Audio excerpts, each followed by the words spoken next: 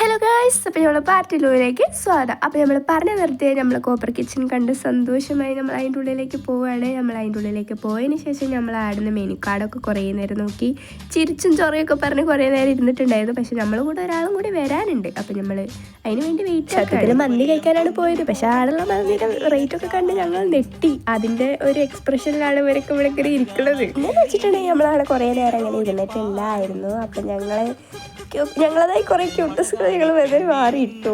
അതിനുശേഷം ഒനന്യ എന്ന് പറഞ്ഞ മൊയന്ത് വിളിച്ചിട്ട് പറഞ്ഞു ഞാൻ ഇവിടെ ഉണ്ട് എന്നൊക്കെ പറഞ്ഞു. അപ്പം നമ്മളെന്താക്കി ഓളെ കൂട്ടാൻ വേണ്ടിയിട്ട് പോവുകയാണ്. പിന്നെ ഓളെ കൂട്ടി നമ്മൾ പിന്നെയും കോപ്പർ കിച്ചണിൽ പോകുന്ന വീഡിയോ ആണിത്. അപ്പോൾ ഇവക്കാണെങ്കിൽ പെരുത്ത് നാണം, മുഖം കാണിക്കാൻ നാണം, നിൽക്കാൻ നാണം, ചിരിക്കാൻ നാണം, ഭയങ്കര നാണം. പിന്നീട് നമ്മൾ അവിടെ എത്തിയിട്ട് നോക്കുമ്പോൾ ഇവർ ഇരുന്ന സ്ഥലത്ത് ഇവർ കാണാനില്ല. പോയി നോക്കുമ്പോണ്ട് ഇതിൻ്റെ ഉള്ളിൽ ഇരിക്കുന്നത്. പിന്നീട് നമ്മൾ പെരിവിരി മന്തി ഓർഡർ ആക്കിയിട്ടുണ്ടായിരുന്നു. പിന്നെ 2 പെപ്സി ഒക്കെ ഓർഡർ ആക്കി നമ്മൾ പിന്നീട് എല്ലാവർക്കും ഭയങ്കര വിശപ്പാണ്. എല്ലാവരും കണ്ടൊക്കെ പുറത്ത് തള്ളിയിട്ടുണ്ടായിരുന്നു. ഇനി നമ്മൾ കുറച്ച് ഫോട്ടോസൊക്കെ എടുത്തിട്ടുണ്ടായിരുന്നു. എന്തിനാന്ന് വെച്ചിട്ടുണ്ടെങ്കിൽ നമ്മൾ മന്തിയൊക്കെ വന്നതെന്നുള്ള ആൾക്കാർ അറിയണ്ടേ. പിന്നെ പ്ലേറ്റൊക്കെ ഇങ്ങനെ വരി എത്തിയിട്ടുണ്ടായിരുന്നു ഓരോരോ സാധനം. പിന്നീട് നമ്മൾ പൈസ ഒക്കെ ഇടാൻ തുടങ്ങി. പിന്നീട് ഈ മോയെന്ന് പറഞ്ഞ കൊണ്ടാണ് 110 റുപ്യ പെപ്പർ മന്തി വാങ്ങാന്നുള്ളൊരു ബേസിൽ വന്നു. എന്നിട്ട് ലാസ്റ്റോ മന്തിക്കൊക്കെ പെരുത്ത വിലയും. നമ്മളതായ ക്യൂട്ടസുകൾ നമ്മൾ റിപ്പോറിട്ടു. അതിനൊരു കുറവും വരുത്താൻ പാടില്ല. ഇവരാണോ എൻ്റെ വിലക്കര ജനു എന്ന് പറഞ്ഞ പോലെ ആയിരുന്നു. പിന്നീട് നമ്മളെ കാത്തിരിപ്പുകൾക്ക് ശേഷം മന്തി കിട്ടിയിട്ടുണ്ട് ഗായ്സ്. അപ്പം നമ്മൾ മന്തിയൊക്കെ കഴിച്ച് സെറ്റായി. അതിൻ്റെ ഇടയ്ക്ക് മറ്റേ കണ്ടിട്ട് റീലൊക്കെ എടുക്കാൻ നോക്കി. പക്ഷെ ഒത്തിയില്ല എവിടെ കാര്യം അവതരിപ്പിച്ചാലും ഫ്ലോപ്പാണ്. പിന്നീട് നമ്മൾ മിററിൻ്റെ അവിടെ പോയിട്ട് കുറേ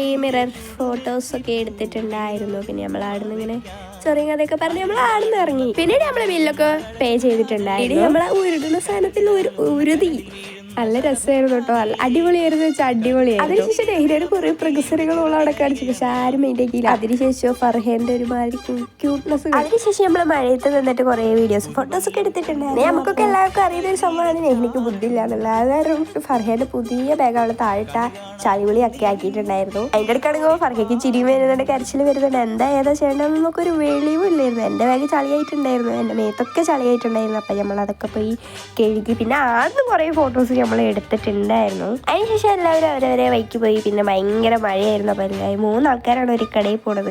പിന്നെ അങ്ങനെ ഞാനും നെഹ്നിയും വന്നിട്ടുണ്ടായിരുന്നു. പിന്നെ നമ്മളിങ്ങനെ ചൊറിയും കഥയൊക്കെ പറഞ്ഞ് കോപ്പർ കിച്ചനോട് tata bye bye see you പറഞ്ഞിട്ടാണ് നമ്മൾ പോണത്. അതിനുശേഷം നമ്മൾ പെരുപോയി അമൽസിയാനെ കണ്ടിട്ടുണ്ടായിരുന്നു. കോഴി അമൽസിയാൻ, 1.5 കോഴി അമൽസിയാൻ. എന്നത്തേക്ക് തൊള്ളി tata bye bye see U.